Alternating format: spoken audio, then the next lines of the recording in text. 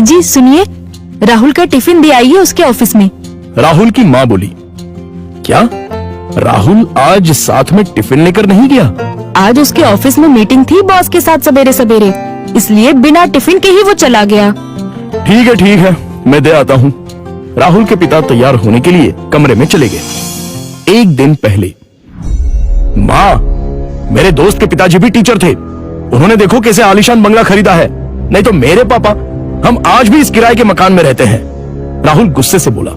राहुल, तुम्हें पता नहीं शायद, पर तुम्हारे पापा घर में सबसे बड़े थे, इसलिए 2 बहन और 2 भाइयों की शादी उन्हें ही करनी थी, और साथ में तुम्हारी पढ़ाई का खर्चा, और तुम्हारी बड़ी बहन की शादी भी तो थी।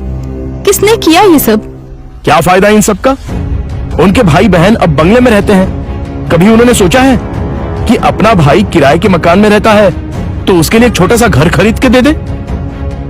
ये सुनकर माँ की आंखों में आंसू आ गए। उन्हें समझ नहीं आ रहा था कि जन्म दिया बेटा अपने बाप के बारे में ऐसी बातें कर रहा है। फिर माँ बोली, तुम्हारे पिता ने अपना कर्तव्य निभाया, अपने भाई बहनों से कभी किसी चीज की उम्मीद नहीं की।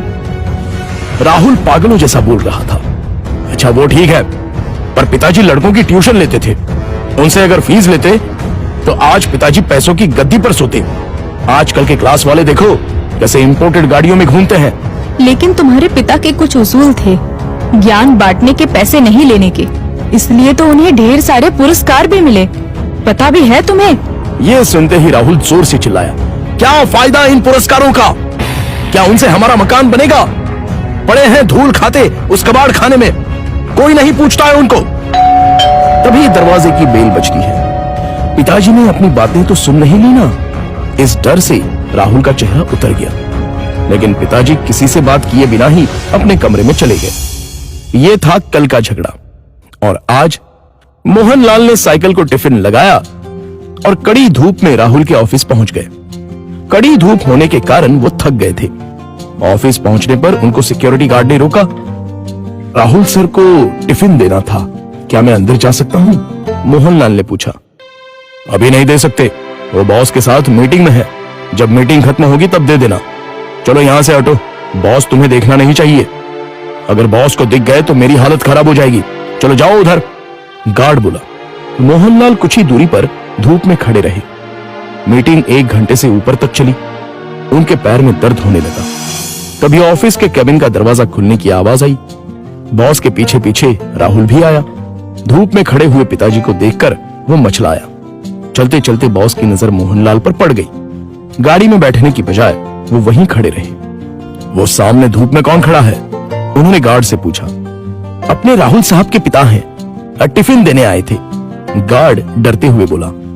बुलाओ उन्हें। राहुल घबरा गया, उसके पसीने छूट गए। उसे अपने पिता पर बहुत गुस्सा आया। गार्ड के बुलावे पर मोहनलाल अंदर आए। बॉस उनके पास गए और बोले, आप मोहनलाल सर हैं ना? सरकारी स्कूल में आप ही टीचर थे ना?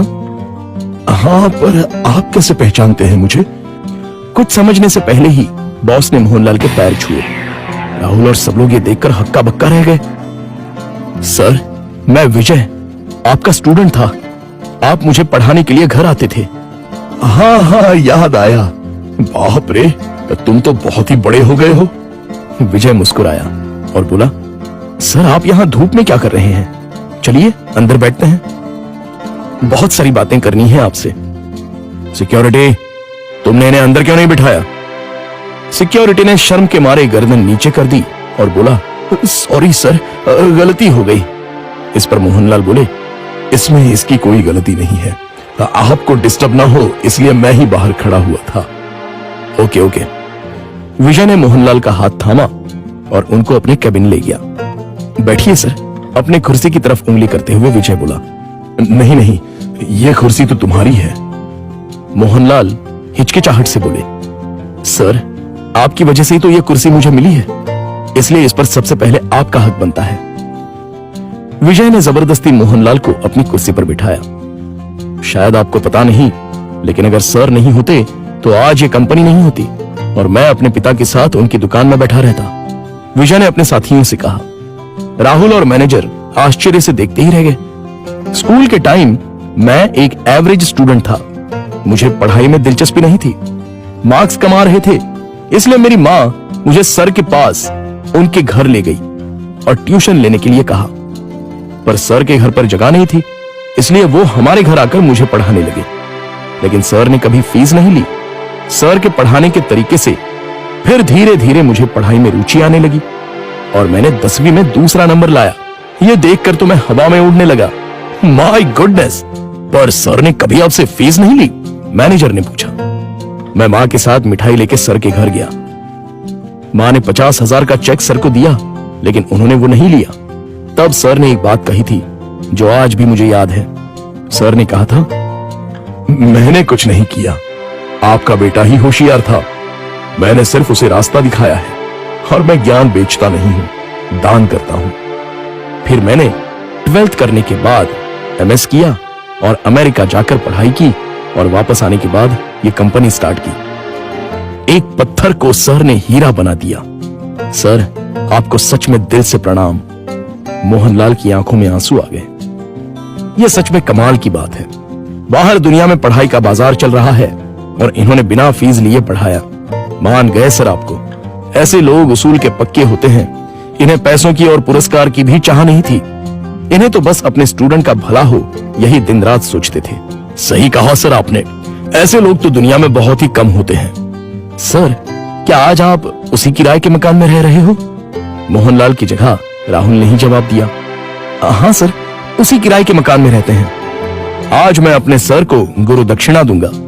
इस शहर में मेरे कुछ फ्लैट्स हैं, उसमें से एक फ्लैट मैं आपके नाम कर रहा हूं। विजय ने कहा। क्या?